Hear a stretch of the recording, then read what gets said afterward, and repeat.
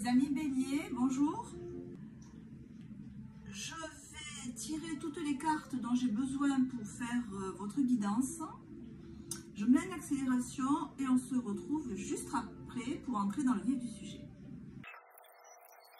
Le premier cycle lunaire de l'année 2024 s'inscrit dans un contexte un peu particulier. Je vous fais un rapide topo. Pluton, qui est une planète extrêmement lente, va changer de signe et elle va passer en Verseau. Pluton, c'est une planète qui régit le Scorpion. C'est la planète qui est la maîtresse des morts et des renaissances, des transformations importantes, des transformations profondes, intenses, lourdes.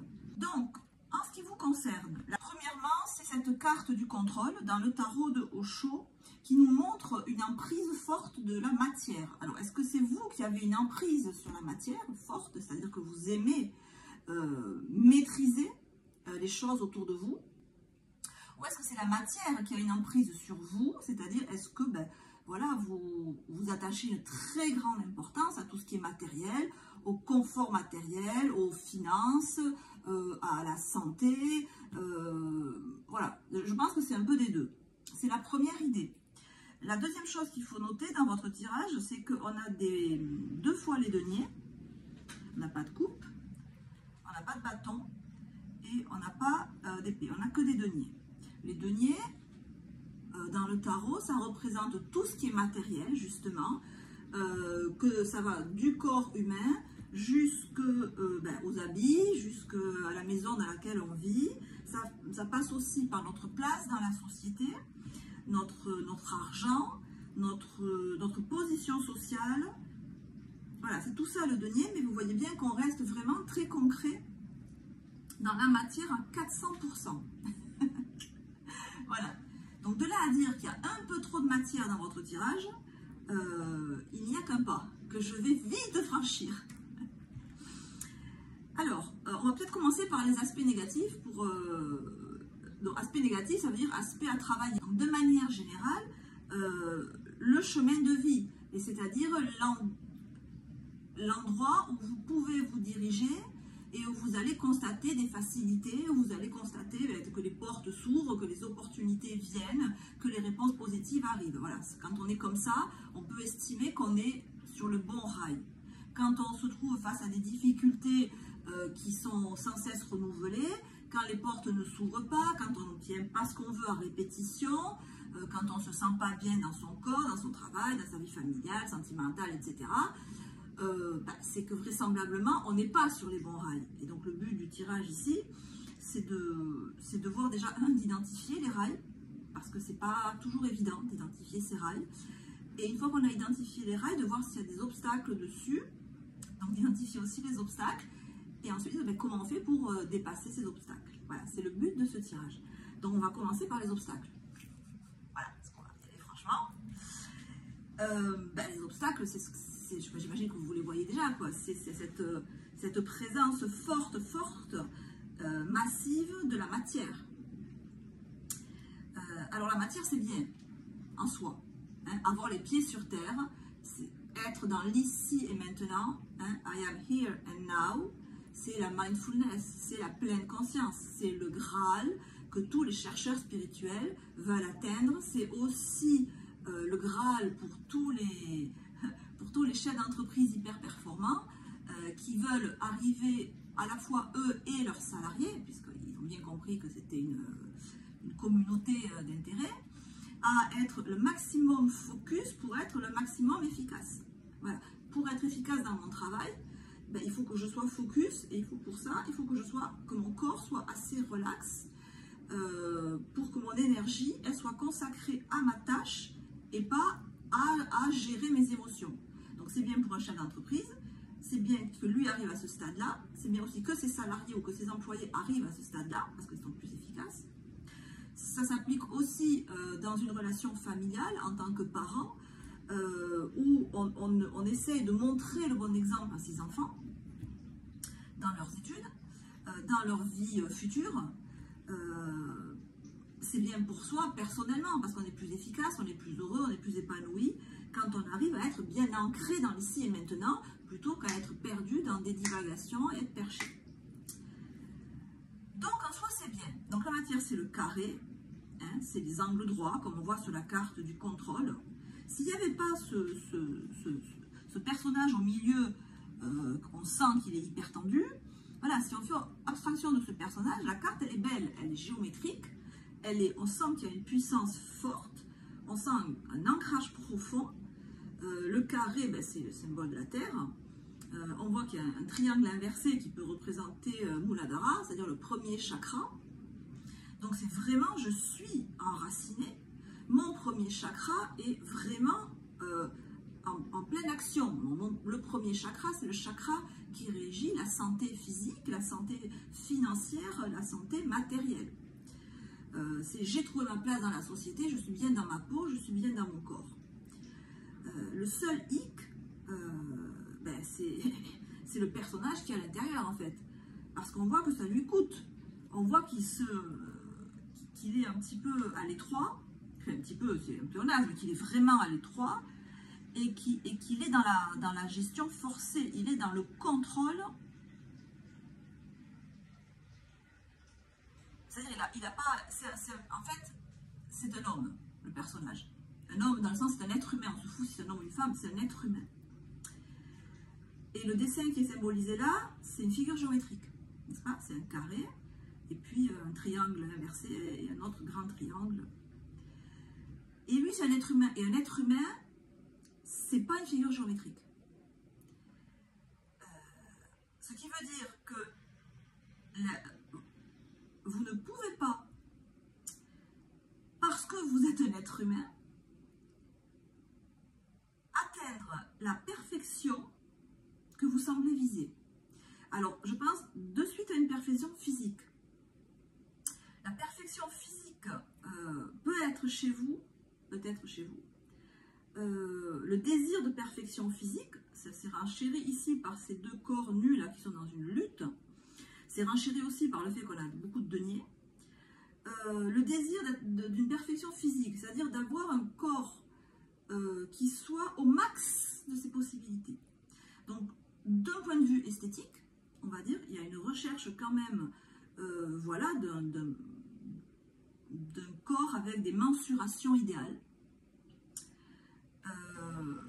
mais aussi d'un corps dans son fonctionnement, c'est-à-dire je vais prendre des vitamines, je vais prendre des compléments alimentaires, je vais prendre des protéines si besoin, je vais prendre du collagène si besoin, pour que mon corps soit esthétiquement et le plus parfait possible et aussi opérationnellement. Voilà, il y a cette idée de que je trouve tout à fait légitime, hein, comme je dis. C'est on a un véhicule, le véhicule terrestre, ben, qui soit au top pour nous amener là où on veut. Voilà. Moi, la première, je fais du sport parce que j'estime que si j'ai des jambes, il faut qu'elles soient assez musclées pour me conduire à l'endroit où je vais aller. Voilà, si j'ai envie de marcher 5 heures en ville ou à la campagne, ben, je ne veux pas avoir de problème pour... je veux pas que mes muscles ne soient pas assez forts pour m'empêcher de faire ça. C'est cette idée-là. Hein. Donc on peut aussi le retranscrire au point de vue financier, parce qu'on est aussi dans la finance. Voilà, j'ai pas envie d'être limité dans ce que je peux faire dans le monde par un problème d'argent. Ce qui explique que je peux avoir envie, moi Bélier, d'avoir une fortune ou d'avoir de gros moyens financiers.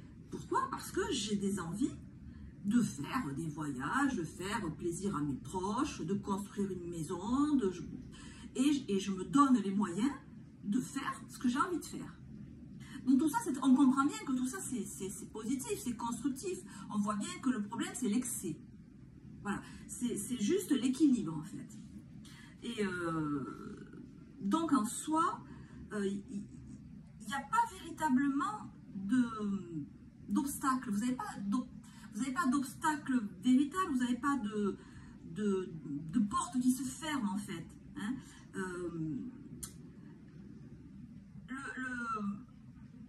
Le seul risque, c'est d'être que dans la matière. Et ça, on voit que vous ne l'êtes pas. On voit que vous ne l'êtes pas de suite, là, avec sa carte de Mars en Sagittaire, avec les symboles des 3 religions monothéistes, là, qui sont symbolisés sur la carte, avec le christianisme, le judaïsme et l'islam. Et puis on est en Sagittaire. Donc le Sagittaire, c'est les grands idéaux, c'est les grandes idées politiques, les grandes idées religieuses, les grandes idées philosophiques, diplomatiques. Voilà, le Sagittaire, il est tout sauf dans la petitesse. C'est pas quelqu'un qui a qui a une rase moquette. Hein. On est vraiment dans le supérieur de l'intellect. Donc le risque que vous avez là, le risque à départ, ou du moins vous quoi, qui m'écoutez, il n'est pas énorme quoi. Vous n'avez pas un travail surhumain par rapport à d'autres signes. Vous n'avez pas un chemin de vie qui est hyper obstrué. Voilà, une fois que vous savez que vous risquez de tomber dans un excès, de vouloir, et l'excès c'est quoi? C'est vouloir atteindre la perfection. La perfection, quand on vise la perfection, si on vise vraiment la perfection, on va droit à l'échec. Hein. Par contre, quand on se dit je vais en direction de la perfection, ok, ça va. Sachant que j'y arriverai jamais, d'accord? Mais je suis dans la bonne direction, je suis sur les fameux bons rails dont je parlais tout à l'heure.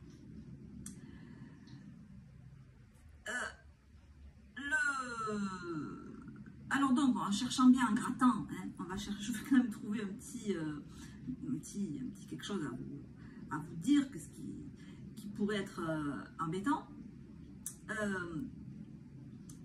Alors, ce qui est à surveiller, bon, c'est ce fou inversé, hein, évidemment. Mais bon, c'est pas une surprise, le fou inversé pour le bélier. Le fou, c'est je me jette dans le vide, hein, j'agis spontanément, intuitivement, je ne vais pas réfléchir 15 heures, c'est action-réaction. Voilà, j'ai décidé un truc, je le fais. Voilà. À l'envers, ça veut dire que j'agis et je réfléchis ensuite. Ou j'agis et je ne réfléchis pas du tout. Voilà, ça veut dire ça. Bon, c'est pas, ça ne nous apprend pas grand-chose, ni à vous, ni à moi. Ni à vous, ni à moi. Voilà, c'est-à-dire que c'est vrai que des fois, voilà, vous risquez d'agir sous le coup de l'impulsion et que l'impulsion, des fois, ça peut vous conduire à un geste brusque. Alors moi, je le sens plus là, au point de vue physique. Parce que quand on a le contrôle, il y a quand même un excès de mental, de vouloir tout diriger. L'impulsivité, là, je ne sens pas tellement d'en prendre des décisions impulsives, mais plutôt, comme on est entouré de deniers, et on a là ici la lutte, plutôt de faire des activités physiques ou sportives qui pourraient vous mettre en danger. Voilà, je le sens plus comme ça.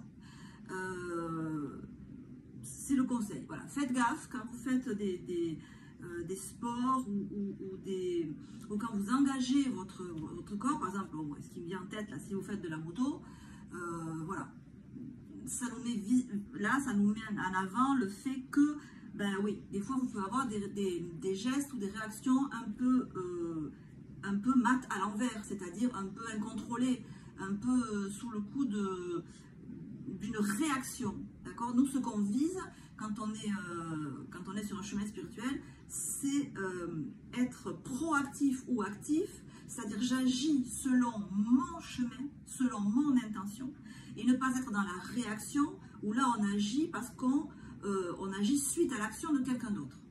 Et donc on ne maîtrise pas. Voilà, c'est ça que ça nous dit.